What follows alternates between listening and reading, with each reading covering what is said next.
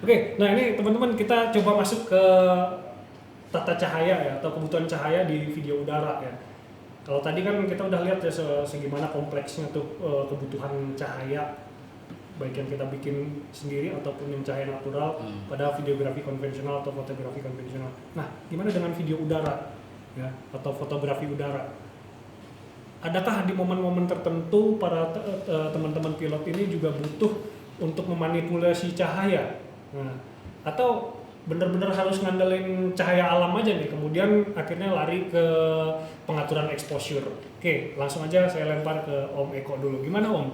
Kalau di videografi udara kebutuhan cahaya? Oke, ini tadi sambil dengerin diskusi panjang lebar kemana-mana nih pikirannya. Mungkin ya kalau ngomongin ini mau nggak mau akhirnya balik ke budget ya. Kalau saya mikirnya balik ke budget. Kenapa balik ke budget? Soalnya balik ke teknologi yang mau kita pakai. Kan kalau misalnya konten aja buat sosmed cukup kali ya kamera dari action cam atau dari O3 misalnya kan, walaupun nanti ketika pindah ruang dari outdoor ke indoor bakal ada, kalau pakai auto nanti ada turun anjlok. Kalau misalnya pakai manual berarti kita harus pre-flight dulu, dicek dulu yang tengahnya yang paling aman, lalu setupnya apakah punya di-lock atau enggak buat nanti dinormalisasi kan yang over dan undernya gitu, supaya ya pastinya harus kelihatan yang indoor tetap indoor, yang outdoor tetap outdoor gitu. Tapi rasanya dengan kamera-kamera zaman sekarang yang udah bisa ngejar dynamic range yang cukup luas, terus tadi ngambil ngerekam cahayanya range-nya cukup luas juga, bisa sampai 10 bit tadi. Ya hal itu mungkin bisa diatasi, yang apalagi kalau kita ngomongin color correction, ditoning ulang, ya kita nggak akan punya masalah white balance, mungkin nggak akan banyak gitu.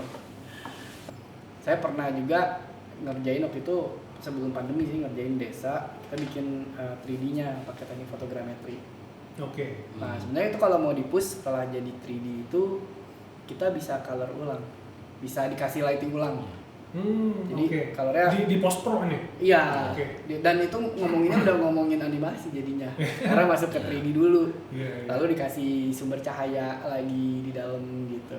Tapi artinya kalau ngomongin tadi buat foto video produk ataupun foto produk, kalau kebutuhannya tadi jurnalistik ya apa adanya kan. Tapi kalau ngomongin katalog karya misalnya harus punya standar, lightingnya harus begini, arahnya harus dari sini, yang mana kebanyakan misalnya patung-patungnya Pak Nyoman Nuarte itu pasti berat banget ya buat dipindahin. Kalau misalnya pas ini harus arah matahari, tapi jadi kita videoin pantatnya kan nggak lucu juga gitu ya.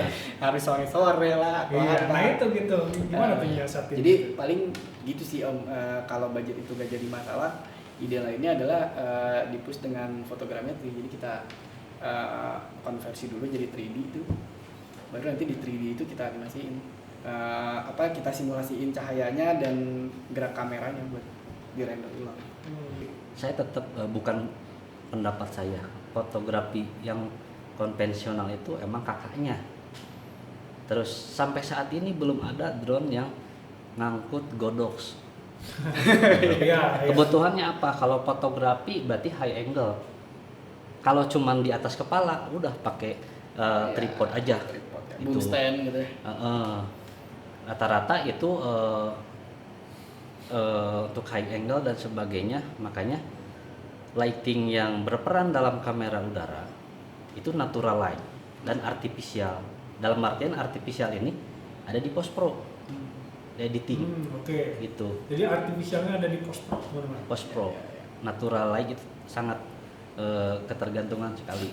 Ya setuju. Karena memang si drone ini badannya kecil ya teman-teman, tidak didesain untuk mengangkut perangkat selain kamera. Jadi dia nggak akan bisa ngangkat beban untuk lighting gitu ya. Kecuali yang tadi ya teman-teman, yang ada beberapa produk drone atau third party-nya gitu ya, yang ditempel terus sengaja buat terangin ke bawah ataupun ke depan, tapi memang bukan buat videografi ataupun fotografi ya, kecuali dokumentasi gitu. Ah, Mungkin ada. masih bisa. Buat rescue dan security. Rescue ya. Itu buat nerangin ke patroli itu Ya, ada mapping berapa ya Om Iko ya? Enterprise series. Enterprise ya, Enterprise. selain lidar dan sebagainya itu ditempel Harga mobil tuh. lightingnya. Itu buat security cyber Iya. system ada. Apa ya? Mungkin kalau kita ngomongin equipment balik lagi ke kebutuhan sih, kita mau bikin apa gitu. Iya. Karena saya pikir misalnya kalau toh ada kebutuhannya pasti orang teknologi mah bisa bikin drone yang bisa ngangkat lighting. Iya. Cuman jadi aneh gak sih kalau lightingnya gerak gitu ya? Walaupun misalnya geraknya tetap di atasnya drone gitu. Iya. Pas drone-nya ngejar kendaraan bergerak gitu. Iya. Nah ini lampunya ikut gerak kan gitu ya. Dan satu lagi, jadi balik lagi ke kemampuan brand. Ada isinya low light. Beberapa brand itu lemah di low light-nya. Kayak GoPro, O3, Hasselblad, Arri, Redcam. Mereka ngakalinnya adalah pakai lensa dan sebagainya. Gitu. Jadi kemampuan si lensa kamera ketika dipakai minim cahaya, low light-nya itu seperti apa? Paling sensor kameranya itu, Om. Iya. Kalau yang kayak Mavic seperti itu dan sebagainya, makanya solusinya banyak yang ngangkut, walaupun ngangkut Redcam dan sebagainya, tetap artificialnya editing dan natural light. Nggak kayak gini, ada satu drone lagi ngangkut lighting, kan saya belum pernah lihat. Iya. Nggak, karena kalau dibayangkan itu tadi apa? Kalau kita nonton film gitu kan, oh ini tuh lampu ruangan. Ketika misalnya lagi outdoor ada orang jalan terus lampunya ikut jalan, jadi bayangannya tetap sama kan? Iya. Itu lampu apa gitu kan? Untuk saat ini mungkin belum lazim ya Om ya. Iya, Cuma kita nggak tahu nanti ke depannya mungkin aja ada teknologi yang bisa mengakomodir kebutuhan itu. Soalnya kan sekarang AI aja udah ada di drone kan. Iya. Jadi, Ya artinya ini sih Om, kalau menurut aku kita mau bikin apa gitu kan? Misalnya Iya. mau mensimulasikan cahaya matahari, mungkin ada lampu yang gede terus bisa diangkat sama drone yang gede gitu kan? Ya jangan-jangan ke depannya Cinelifter itu ada yang khusus ngangkat lighting gitu ya. Kan akhirnya baliknya ke situ gitu. Kebutuhannya apa nih? Iya. Kayaknya pernah lihat deh di Instagram itu ada. Oh ini, kalau fotografi kan Yang gambar tidak bergerak, lighting sangat perlu. Tadi kalau kamera movement udah masuk kamera bergerak, jarang sekali yang movement itu ditempeli lighting. Iya itu dia. Cek aja di film-film yang misalkan shootnya itu movement, kamera keren, mobil keren, terus syuting naik motor, terus kameramennya di depan walaupun motornya diangkut kolbak ya, itu nggak ada, dari kiri kanannya lighting nggak ada. Ada Om. Kalau ceritanya di chase sama helikopter. Iya. Pakai lighting. Ya, tapi iya. intinya kan tadi ada ceritanya ya. Kenapa ada cahaya yang ngejar gitu. Oh Iya, iya. di film action ya itu. Iya, film action kan bisa. Iya, maksudnya si lighting itu nggak harus diangkut sama drone. Iya. Gitu. Di videografi, ketika kebutuhan movement kamera, jadi banyaknya still diam di sini kayak adegan duduk conversation, itu lighting number one. Karena kedalaman narasi, nyawanya dari film itu kan bukan dari FOV kameranya. Beda lagi kalau misalkan sudut pandang, ada yang sampai gini ya, si kameranya tuh ditempel di badan untuk FOV, multicam bawah dia tuh misalkan nyebur ke laut dan sebagainya. Nah rata-rata yang di luar outdoor, kecuali shoot yang still diam, itu lighting nomor satu. Kalau di sinematografi ya, sinematografi, videografi. Contoh syuting motor, syuting, lihat aja di BTS-nya ambulan, ya di BTS-nya Fast to Furious, walaupun itu kameranya diangkat oleh Exactor, itu nggak ada drone yang atau tim di bawah teh nyediain lighting. Ya. Jadi mereka tuh artificial lighting sama natural lighting.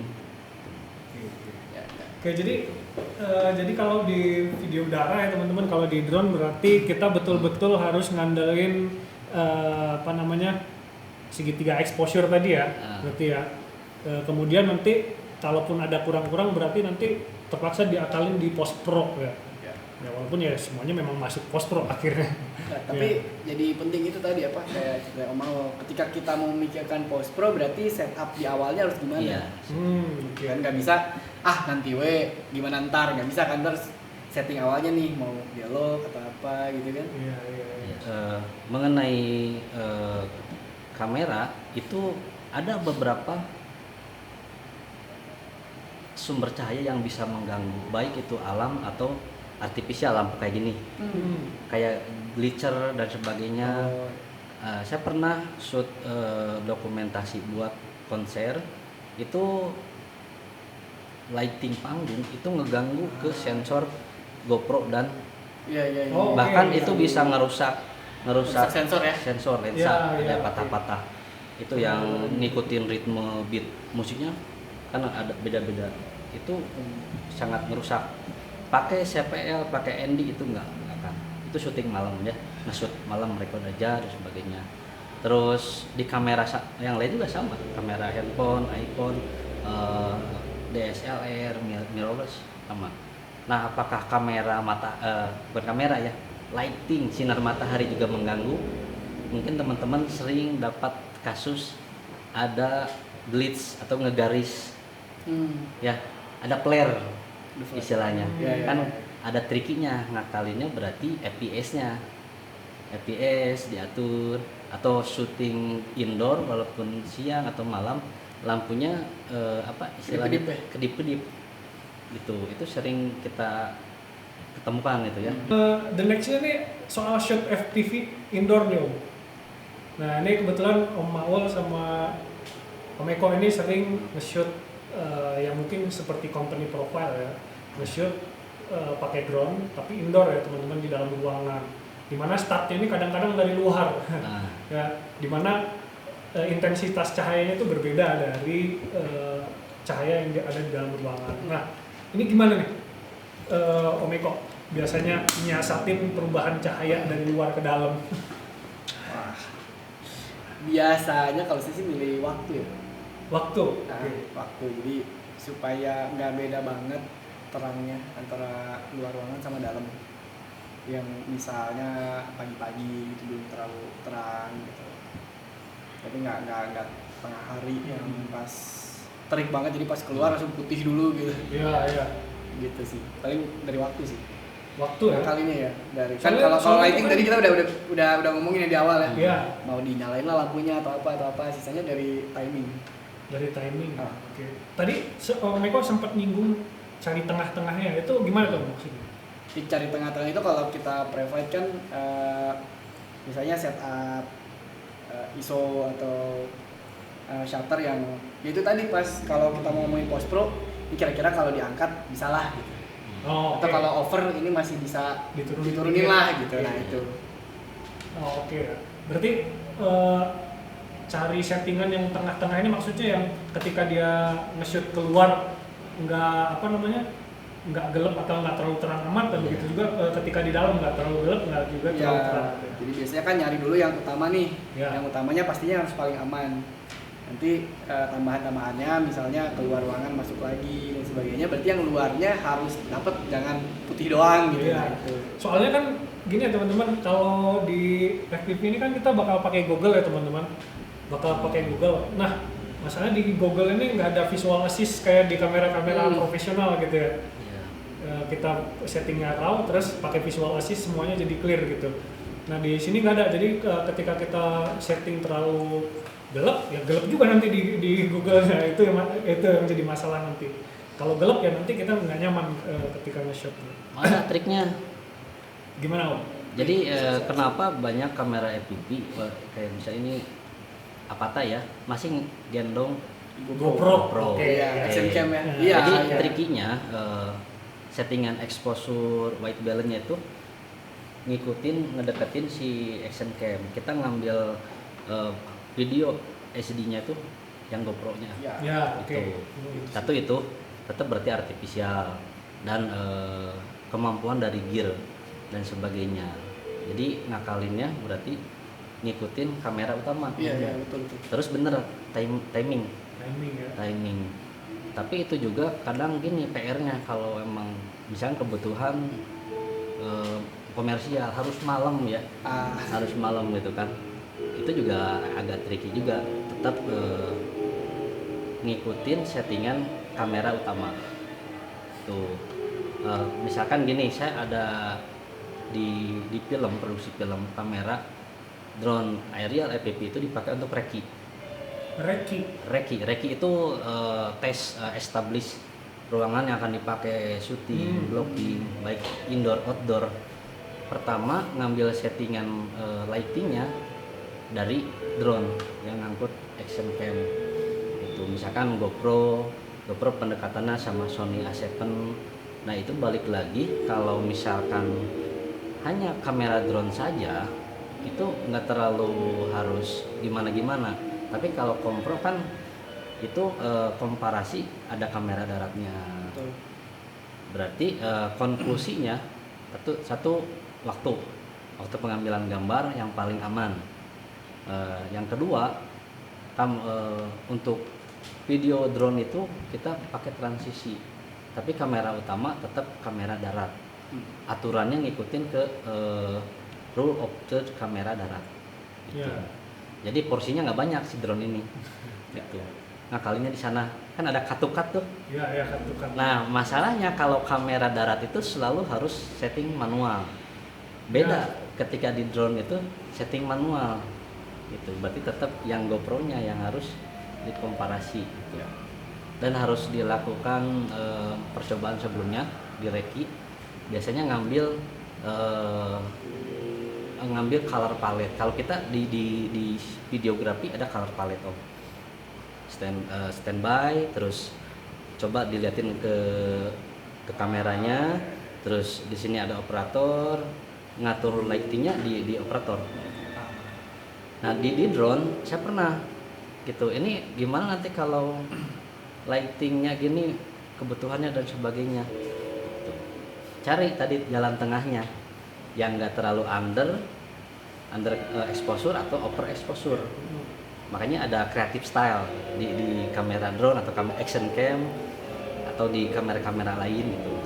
Untuk bagaimana nanti bisa diangkat kontrasnya gitu kan. Itu lighting. Lagi-lagi post pro memainkan perannya gitu. Pasti om. Dari zaman analog juga post pro kok. Sama. Hanya kalau di fotografi analog kita ngomongnya lo fotografer analog mah lebih jago dari kamera langsung jadi. Kita nggak tahu kan pas dicuci dibenerinnya kayak apa. Iya.